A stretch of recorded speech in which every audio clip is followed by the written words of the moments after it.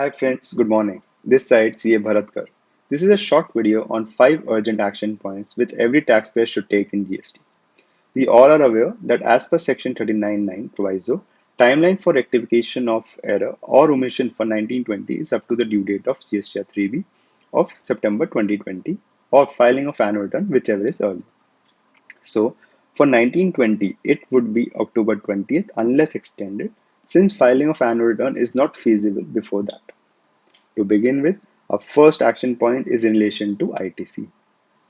As per Section 16(4) of CGST Act, taxpayers will not be entitled to take ITC of purchase invoices of 1920 post due date of September 2020 return. We must ensure that we have claimed all ITC in GSTR 3B as per the purchase register. Secondly, all the invoices as per the books of accounts are reflecting in GSTR 2A. Thirdly, which is very important, POS, which is a place of supply, is correctly stated, particularly in case of multi-state entities. For example, suppose we are in Delhi, we can't take ITC if POS is in any other state. Thus, proper reconciliation is required in such case. Second action point is in relation to liability as well as ITC. We must ensure that we have discharged liability towards RCM for invoices of 1920 and ITC have been taken up to September 2020 return. We all are aware and noticed in GST audit of 17-18 that certain invoices were missed in relation to RCM.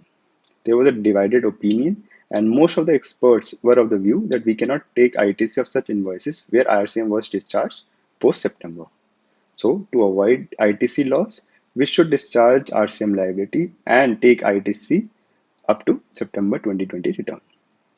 Third action point, which is very important for the suppliers, that is, as per section proviso of section 37(1), no rectification or error or omission in respect of details furnished in 37(1) shall be allowed after the furnishing of GST 3B for the month of September following the end of financial year.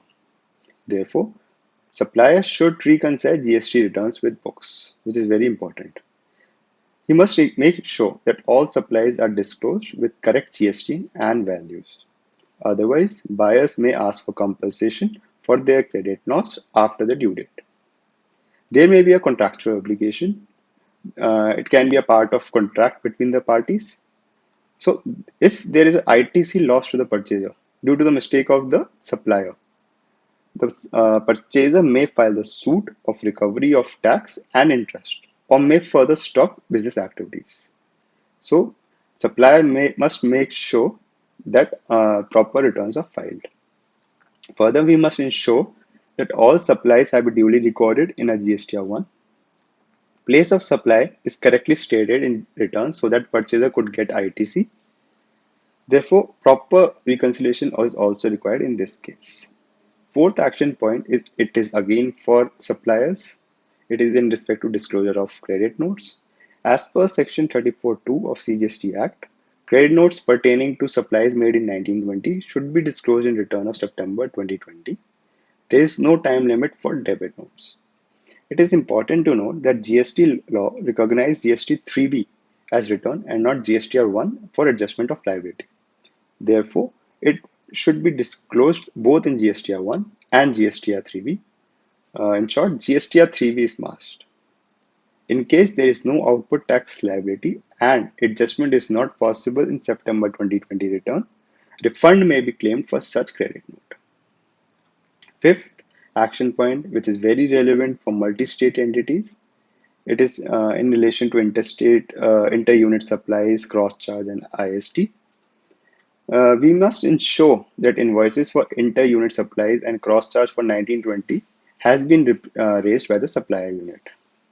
It should be shown in the proper returns and recipient units has claimed the ITC in respect of such invoices.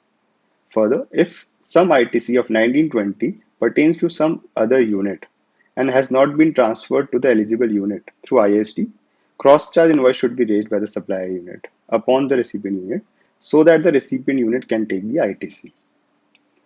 We must note that these units are distinct end persons. So if there is some common ITC which is in relation to audit fee, it should be proportionate to all the units based upon the turnover. One unit cannot take the entire ITC. Therefore, these are the five key urgent action points which every taxpayer should take. We should ensure that these are taken before the due dates to avoid any last minute hassle. So, thank you, friends. That's it for today. See you later. Bye.